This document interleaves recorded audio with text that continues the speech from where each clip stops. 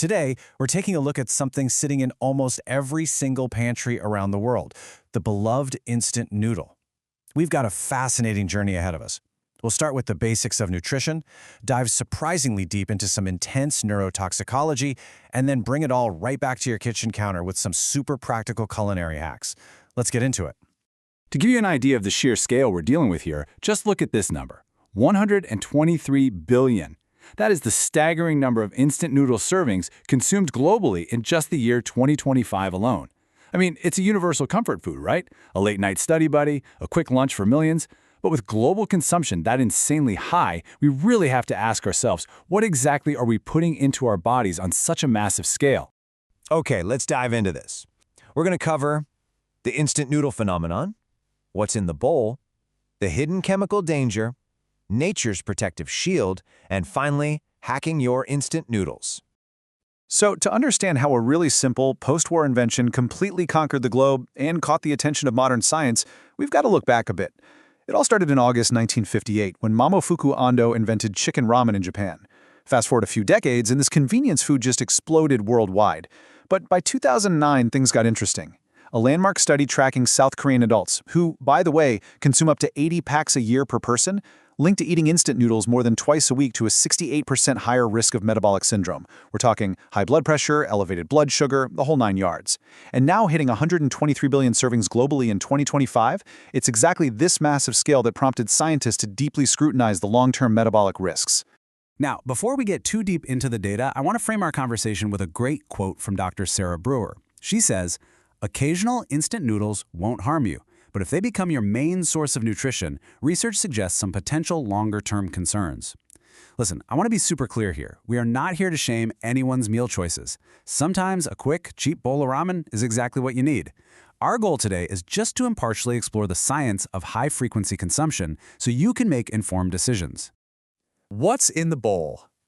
All right, what actually makes up that wavy little brick of quick carbs? Taking a macroscopic nutritional view, check out the massive concentration of sodium hiding in plain sight here. A standard serving of instant noodles packs about 1,500 milligrams of sodium. To put that into perspective, the World Health Organization recommends keeping your daily limit under 2,000 milligrams. So, a single flavor packet basically devours almost your entire daily allowance, leaving you with just 500 measly milligrams for the rest of the day. Over time, that massive sodium overload contributes directly to elevated blood pressure risks. Let's contrast that quick convenience with a whole food alternative. Looking at the SNAP calorie data, comparing a 190-calorie portion of ramen noodles to whole grain pasta reveals some pretty stark differences. The whole grain pasta doubles the protein from 4 grams up to 8. It drastically cuts the fat from 7 grams down to just 1. And absolutely crucial here, it offers 6 times the dietary fiber. That's 6 grams compared to just 1 single gram in the ramen. This gives us a really clear visual baseline of what highly processed, convenient nutrition looks like versus the sustained energy of whole grains. And this brilliantly illustrates what happens in your body. Without fiber to moderate absorption, those refined carbs digest incredibly fast. This leads to a blood sugar spike, followed by a steep energy crash about 1 to 2 hours later. Meanwhile, that massive sodium surge we talked about, that causes immediate water retention and bloating. Toss in the lack of fiber promoting digestive sluggishness, and you've got a quick meal that literally leaves your body working overtime just to rebalance itself. The hidden chemical danger. Okay, shifting gears from macroscopic nutrition to microscopic science. We need to look specifically at the preservatives used to keep these things shelf-stable for months. Meet TBHQ, or tertiary butyl hydroquinone. It's a highly potent antioxidant widely used in the food industry to stop oil from oxidizing. Because instant noodles are usually deep-fried in palm oil before they're packaged, TBHQ is added to prevent rancidity and prolong the shelf life. Now, it definitely plays a necessary role in food packaging, but excessive consumption has researchers looking very closely at a darker neurotoxicological side of this chemical. Now, what's really interesting about this slide is how they tested this. To understand the actual effects of TBHQ, a 2025 study published in the journal Frontiers in Bioscience set up a workflow to assess toxicity in behavioral changes in male rats. Check out the diagram. Researchers utilized tests like the Morris water maze. That's that circular pool you see on the top right. They use it to evaluate the rat's spatial and long-term memory after being exposed to TBHQ. The researchers reported some pretty alarming results. TBHQ exposure caused severe oxidative stress in the rats.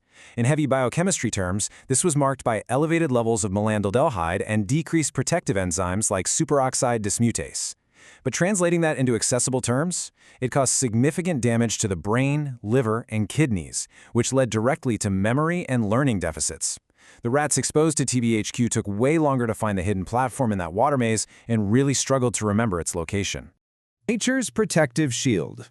I know. After looking at that heavy toxicology data, things might seem a little bleak. But let's introduce the hero of our scientific journey today, chitosan. What is it? Well, it's a bioactive, completely non-toxic biopolymer that's naturally produced from the exoskeletons of crustaceans. Basically, think crab and shrimp shells. In the biomedical world, it is renowned for its powerful antioxidant and anti-inflammatory properties.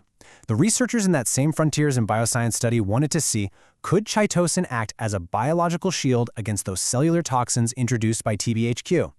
And the results were honestly miraculously effective. When the rats were given chitosan alongside the TBHQ, it completely neutralized the threat. It dramatically reduced the oxidative stress markers. It preserved the tissue integrity of the brain, the liver, and the kidneys. And most amazingly, it completely reversed the TBHQ-induced memory deficits. The rats treated with chitosan navigated that water maze just as well as the healthy control group. Nature essentially provided a potent built-in protective countermeasure. Hacking your instant noodles. So the crucial point here is you probably don't have a jar of medical-grade crustacean extract sitting in your kitchen, but you do have the power to upgrade your meal. Here are some rapid-fire, science-backed tips from the Michigan State University Extension to radically improve your instant noodles. Number 1. Ditch the flavor packet. That's where almost all of that 1,500 milligrams of sodium lives. Use simple condiments like sesame oil or low-sodium soy sauce instead. Number 2. Rinse the noodles after boiling. Lab tests show this can actually cut excess sodium by up to 40%. Number 3. Add colors. Toss in fresh bok choy, carrots, or lettuce to drastically boost your essential nutrients and fiber. Number 4. Add a protein. Top it with an egg or some sliced lean meat to give you sustained energy and prevent that refined carb crash. And number 5. Try stir-frying the noodles instead of making a soup so you can carefully control the oil and flavors yourself.